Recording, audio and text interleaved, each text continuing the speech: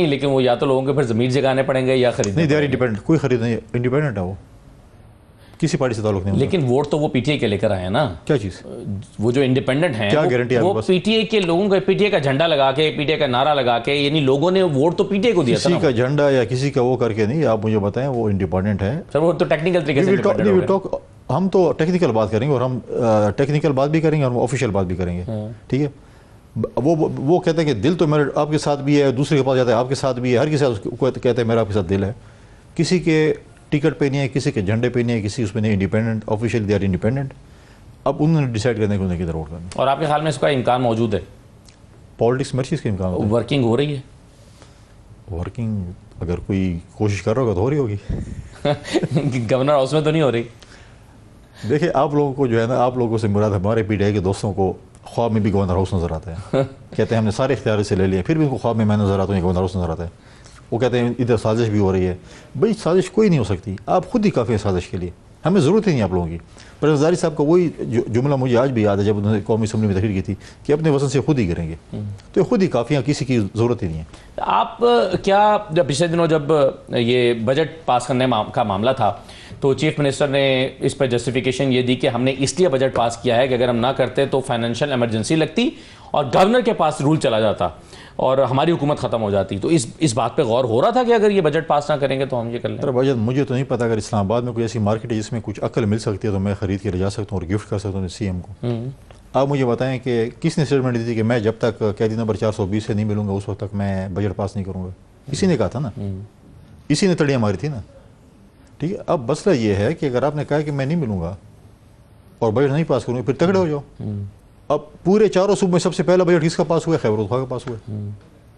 तो हफ्ता तो सब्र कर लेते ना, 10 दिन भी सब्र कर लेते, 30 जून तो बहुत होता। अब आप टेक्निकली और देख रहे हैं कि अगर फेडरल गवर्नमेंट या कोई भी सूबा 30 जून तक अगर बजट पास नहीं करता तो 1 जुलाई को क्या होगा? फाइनेंशियल इमरजेंसी होती, चाय पीने के पैसे आपके पास ना होते। ये तो एक फैक्ट है। अकल अगर आप खुद कह रहे हैं कि मैंने बजट पास नहीं करना, कि बजट आपके पास नहीं होगा तो 1 को क्या होता? सूबे के पास पैसे ना होते निज़ाम चलाने के लिए। तो फिर आप कम से कम वो कर लें। आज तो वो भी फिर क्या होता? फिर गवर्नर के पास आ जाता सुबह। देखें, जो कानून के मुताबिक चीज़ें होती उसके बाद हो जाता। देखिए कानून के मुताबिक क्या है, आप रहनुमाई करते हैं? देखिए, फाइनेंशियल इमरजेंसी फेडरल अगर लगाती तो डेफिनेटली आप बजट पास नहीं कर रहे हैं, पैसे नहीं है तो फिर क्या करेंगे? और फाइनेंशियल इमरजेंसी में क्या चीज़ होती है? यानी खदशा दुरुस्त था उनका। आप कह रहे हैं 1 हफ्ता पहले नहीं करना चाहिए था, 1 दिन पहले करते, लेकिन खदशा दुरुस्त था। बोंगियाँ नहीं मारनी चाहिए, डायलॉग नहीं मारने चाहिए, सेंसिबल काम करना चाहिए। उनकी मुलाकात तो आज भी नहीं हो सकी। अब ये देखें, लोगों को ड्रामा करने के लिए बनी गाल उसके बाहर चला जाता है, जेल के बाहर में मुलाकात करने हो। कोई मजाक है? भाई तुम में अकल नहीं है, तुम सीएम की सीट की क्यों इतनी बेइज्जती कर रहे हो? गेट के बाहर बंदा खड़ा होकर मुलाकात हो जाएगी। ये अपने पार्टी के ऑप्टिक्स भी तो कोई चीज़ होती है ना। ये अपने पार्टी वो एहतजाज के लिए खड़े हो जाते हैं। चलें, अपने पार्टी के वर्कर को ये दिखाना चाहता है कि मैं विकेट के दोनों तरफ नहीं खेल रहा हूँ, जो कि विकेट के दोनों तरफ खेल रहा है। क्या सबूत है आपके पास? इस्लामाबाद से हम जो भी उनको देते हैं टास्क, वो हमेशा अच्छे बच्चे की तरह पूरा करके देते हैं।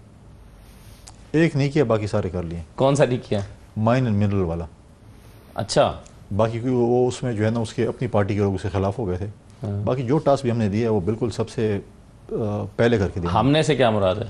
हमसे मैं वफाक का नुमाइंदा हूँ। हाँ, जो विफाक से जाता है। एनीथिंग जो भी हम कहीं करते हैं। अच्छा, अच्छे बच्चे। तो फिर भी आपको एतराज़ है? फिर भी आप उनसे इस्तीफा मांग रहे हैं? कौन मांग रहा है? कोई नहीं, आप लोग कह रहे हैं कि इस्तीफा दें। वो मैं तो स्वाद की इशू बिल्कुल मांग रहा हूँ। मुझे बताएं कि इनके जो बानी चेयरमैन थे, लोगों को कहते थे कि जी अगर तेरे फरात की जो है वो किनारे पे कुत्ता भी प्यासा मर जाए तो हुक्मरान जिम्मेदार होते हैं। तो मैं उनसे दोबारा पूछता हूँ कि यहाँ पर तो पंजाब से 10 लोग जो है वो शहीद समझे हो गए हैं, खैबर पख्तूनख्वा से भी हुए हैं, तो उसमें आपका इस्लामिक टच क्या कहता है? जिस सूबे में करप्शन हो, चोर और डाकू हों, तो उनको प्रमोट किया जाए या उनको जो है आप क्या करेंगे? उनको सज़ा देंगे? आप कोहिस्तान का स्कैंडल देखें 50 अरब रुपए का, गंदम देखें, चीनी देखें, अस्पतालों के जो स्कैंडल आया है, उसके सीएम साहब के अपने अस्पताल का स्कैंडल आ गया 50 करोड़ रुपए का। आप पेंशन्स की बात करें, आप मुझे बताएं कि आज वो बिलियन ट्री नाम लेने से शर्माते हैं। किधर ये बिलियन ट्री का प्रोजेक्ट? लिहाजा ये जो जितनी भी चीज़ें हैं, ये सारी जो इनके सामने आ रही हैं, ये सारे पहले तो हम कहते थे, आज तो वो खुद कह रहे हैं। उनकी पार्टी के लोग खड़े होकर कह रहे हैं कि ये चोरियाँ आप लोगों ने की हैं। तो जब आप लोगों ने ये चोरियाँ की हुई हैं तो फिर रियासत मदीना में चोरों और डाकू की क्या सज़ा होती है? कि उनको प्रमोट किया जाए। ये सही है, चलिए। लेकिन दूसरी तरफ जब आप ये कहते हैं कि जो हम जो कहते हैं वो इनकार नहीं करते, बहुत अच्छे बच्चे हैं, तो ऐसे में तो फिर आपको उनकी हुकूमत तब्दील करने की ज़रूरत ही नहीं है ना। फिर तो अगर आपके मुताबिक तो फिर वो आप ही की हुकूमत है वहाँ। अब मैं किधर तब्दील करूँ, मैं तो आपके साथ बैठा हूँ। लेकिन अक्सर ये गवर्नर राज की बातें भी उठती हैं, फाइनेंशियल इमरजेंसी की बातें भी उठती हैं। देखिए वही तो मैंने कहा ना कि अपनी अकल इस्तेमाल करें ना, अकल तो मैं नहीं खरीद के दे नहीं, सकता। लेकिन ये इनिशिएट तो अडयाला से हुआ था। ये इमरान खान साहब ने वहाँ बैठ के कहा था कि जब तक मुझसे मुलाकात नहीं करोगे तब तक बजट पास नहीं होना चाहिए, तो उन्होंने कहा था ये। तो अब वो उसकी बहन क्या कहती है, पीट रही है ये तो माइनस। मैंने कहा तुम्हें भी पता चला -1 है। -1 तो शुरू दिन से -1 था। जब इलेक्शन कैंपेन हो रही थी, आप सीएम साहब से पूछें कि आप इलेक्शन कैंपेन के दौरान किसके मेहमान थे, किधर थे, कैसे आप सीएम बने, किस किस के साथ आपने मीर सादिक और मीर जाफर का किरदार अदा किया अपनी पार्टी के अंदर। नहीं, उन्हें सीएम तो इमरान खान ने ही बनाया ना, क्या उन्हें ये मालूम नहीं थी सारी बातें? हाँ, जब आप जब प्लान करें, जब आपके कमरे में इधर बैठ के हम प्लान करें कि ये एंकर भी ना हो, ये एंकर भी ना हो, ये एंकर भी ना हो आपके उसमें, और पीक टाइम पे आप ही हों, आप ही चमक रहे हो, एक ही शो हो, तो और एंकर नजर ही नहीं। कुछ चॉइस ही नहीं बची थी उनके पास। आप बताएं ना, उंगलियों पे गिने ना, आतिफ खान को क्या किया, शहराम के साथ क्या किया, फिर नहीं, लेकिन असद कैसर के साथ क्या लेकिन किया। महमूद खान तो हर वक्त अवेलेबल ही होते हैं ना।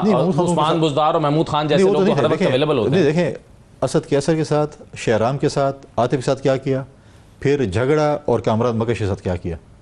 कुछ लोगों को तो आने ही नहीं दिया असेंबली में, और कुछ क्या किया तो मैं किसने किया तो वो पूछे ना, उससे पूछे ना। वो उस दिन असेंबली में खड़े होकर बड़े वो हल्फ ले रहा था ना कि हमारे साथ एजेंसियों ने ये किया, एजेंसियों ने किया। तो ये बताओ कि इलेक्शन के दौरान तुम थे कहाँ पे, किसके मेहमान थे, और कहाँ पर तुमने जाके प्लान बनाए और तुमने कहा कि मैं मीर जाफर और मीर सादिक का किरदार अदा करूँगा अपनी पार्टी के अंदर। पता चलेगा, लेकिन उससे काफ़ी अभी पता चल रहा है, -1 भी कर रहे हैं, अभी बहुत सी और चीज़ें भी इनको पता चलनी है। अच्छा, चलें, ये अब आप इस तरह से इंटरप्रेट करते हैं जब अली मीन गंडापुर की पर्सनालिटी को और पीटीआई की सियासत को वहाँ पर, और आपको लगता है उनका मुस्तकबिल भी कोई नहीं है, लेकिन इसके बावजूद, इन सारी हर्डल्स के बावजूद, आप ये तो मानते हैं ना कि खैबर पख्तूनख्वा ने इमरान खान को 93 सीटों के साथ 2/3 अक्सरियत के साथ मुंतखब करके भेजा। अब आप नंबर्स का हेर फेर करके इलेक्शन कमीशन, सुप्रीम कोर्ट के फैसले, टेक्निकल चीज़ें इस तरह से करके नंबर को ज़्यादा करने की कोशिश करें तो अलग बात है। लोगों ने वोट तो पीटीआई को किया ना सर। अभी आ जाएगा ज़मीनी इलेक्शन, कभी आ जाएगा तो हम देख लेंगे कि कितने क्या चीज़ होती है। अभी तो ज़मीनी इलेक्शन जैसे समड़ियाल में हुआ, वो आप ही की पार्टी चीख रही है कि वो कैसा इलेक्शन हुआ। ठीक है, केपी में आ रहा है ना चतराल के, मैंने अभी डिस्क्वालीफाई है, मैदान लगेगा, पता चल जाएगा, मैं आपको बताऊंगा, आपको साथ ले जाऊंगा। क्या गारंटी है कि वो फ्री एंड फेयर इलेक्शन होगा? क्या गारंटी है? सूबाई हुकूमत उनकी नहीं है, किसकी है? सूबाई हुकूमत इलेक्शन कराती है। क्या चीज़? मुझे सूबाई इलेक्शन तो अच्छा, आप ऐसे इलेक्शन अगर आप कहते हैं, कराती आप कहते हैं ना कि इलेक्शन ऐसे होते हैं और सूबाई हुकूमत कुछ नहीं कर सकती, और फिर आप कहते हैं धांधली भी होती है, ठीक है, फिर आप मुझे सूबाई हुकूमत दे दें, फिर आप मुझे बताएं आपने कहाँ से इलेक्शन लड़ना है। अभी आप पंजाब में आपने सुना नदीम अफजल चंद साहब ने, आपके मुर्तज़ा साहब ने, बाकी हसन मुर्तज़ा साहब ने, बाकी लोगों ने क्या कहा राजा परवेज़ अशरफ ने समड़ियाल के इलेक्शन के बारे में? देखें, क्या वहाँ पर हमारी पार्टी के ऐसा जितना वोट मैं नहीं समझता कि इतना था। नहीं, वो कहते हैं हम तो नहीं जीते, नून लीग भी नहीं जीती। नहीं, मैं नहीं समझ, देखें मैं समझता हूँ कि नून लीग को वोट पड़ा और नून लीग जीती है। नून लीग जेन्युइन जीती है। अच्छा, जो जीतेगा वो जेन्युइन नहीं होगा। नहीं, आप नदीम अफजल चंद, अच्छा पीटीआई जीत जाती तो नहीं, नदीम अफजल चंद साहब से अपना पॉइंट ऑफ व्यू हो सकता है, वो ग्राउंड में थे और वो कहते हैं नहीं जीते, लेकिन आप और मैं तो इलेक्शन कमीशन है, नदीम अफजल चंद इलेक्शन कमिश्नर है, ना पे ना हमें।